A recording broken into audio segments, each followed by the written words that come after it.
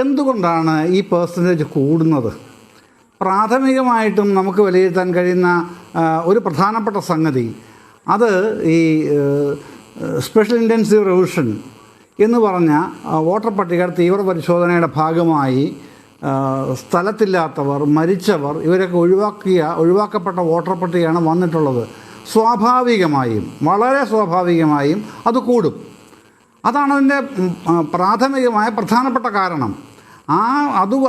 അതിനെ മറികടന്നുകൊണ്ടാണ് അദ്ദേഹം സ്വന്തം രാഷ്ട്രീയ താല്പര്യം സംരക്ഷിക്കാൻ വേണ്ടി വെമ്പൽ കൊണ്ട് ഇതാണ് തരംഗത്തിൻ്റെ അടിസ്ഥാനമായി വിലയിരുത്തുന്നത്. വോട്ടെല്ലാം പെട്ടിയിലായി കഴിഞ്ഞു. താങ്കൾ പറഞ്ഞതുപോലെ തന്നെ എല്ലാം പെട്ടിയിലായി കഴിഞ്ഞു. ഇനിയിപ്പം അടുത്ത മാസം 4-ാം തീയതി എണ്ണുമ്പോൾ ആർക്കാണെന്നുള്ളതൊക്കെ അറിയുകയും ചെയ്യാം. പക്ഷേ ഞാൻ പറഞ്ഞത് ഇത്തരം വ്യാഖ്യാനങ്ങളാണ് ഇപ്പോൾ രാഷ്ട്രീയക്കാർ പറയുമ്പോൾ. ഇപ്പോൾ ഇവിടെ അനൂപ് അങ്ങനെ പറഞ്ഞാൽ ഞാൻ അതിശയിക്കില്ല. കാരണം അനൂപ് ഒരു രാഷ്ട്രീയ പ്രവർത്തകനാണ്. പക്ഷേ മാധ്യമപ്രവർത്തകർ അങ്ങനെ പറഞ്ഞു. അപ്പം സുരേഷ് ബാബു പറഞ്ഞാലും എനിക്കതിനകത്ത് അതിശയം ഉണ്ടാവില്ല. അദ്ദേഹം രാഷ്ട്രീയ നേതാവാണ്. പക്ഷേ മാധ്യമപ്രവർത്തകർ പറയുമ്പോൾ എനിക്കത് സ്വാഭാവികം അതിശയം ഉണ്ടാവും.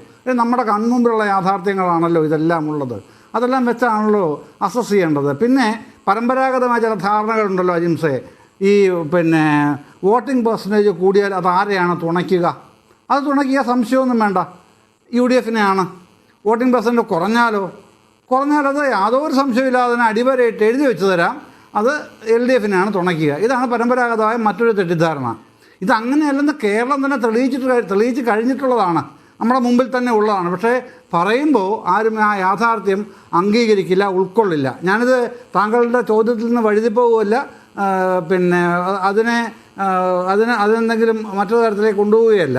ഇത് പറയാൻ കാരണം നമ്മുടെ ഈ ഏറ്റവും CPMൻ്റെ അകത്ത് ആഭ്യന്തരമായ സംഘർഷം ഏറ്റവും മുറ്റുന്നൊരു കാലഘട്ടമായിരുന്നല്ലോ MVRൻ്റെ പുറത്തുപോക്ക് 1985 ബദൽ രേഖയായിട്ട് വന്നിട്ടൊക്കെ ഉണ്ടായത്. അതേ സമയത്ത് തന്നെയാണ് ഷബാനോ കേസിൽ വിധി വരുന്നത്, സുപ്രീം കോടതിയുടെ. അന്ന് ഉണ്ടായ പുകിലൊക്കെ നമ്മുടെ ജോർജ് പൊടിവാറെ പോലുള്ള സീസൺഡ് ജേർണലിസ്റ്റുകൾക്ക് നന്നായിട്ട് അറിയാവുന്നതാണ്.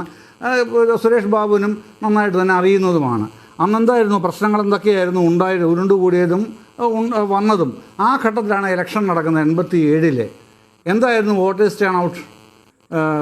80.54%, 5.4 അന്നത്തെ വോട്ടേഴ്സ് ടേൺ ഔട്ട് എന്ന് പറയുന്നത്. ആരായിരുന്നു വിജയിച്ചതെന്ന് പറയേണ്ട കാര്യമില്ലല്ലോ. ഏറ്റവും കൂടുതൽ വോട്ടിംഗ് പെർസെൻറ്റേജ് ഉണ്ടായ ഒരു ഇലക്ഷനാണത്. അപ്പോൾ ഈ പറഞ്ഞ ഒന്നാമത്തെ തിയറി തെറ്റി. കാര്യം വോട്ടിംഗ് പെർസെൻറ്റേജ് കൂടിയാൽ ഗുണം UDFനാണെന്നുള്ള തിയറി അവിടെ തെറ്റി.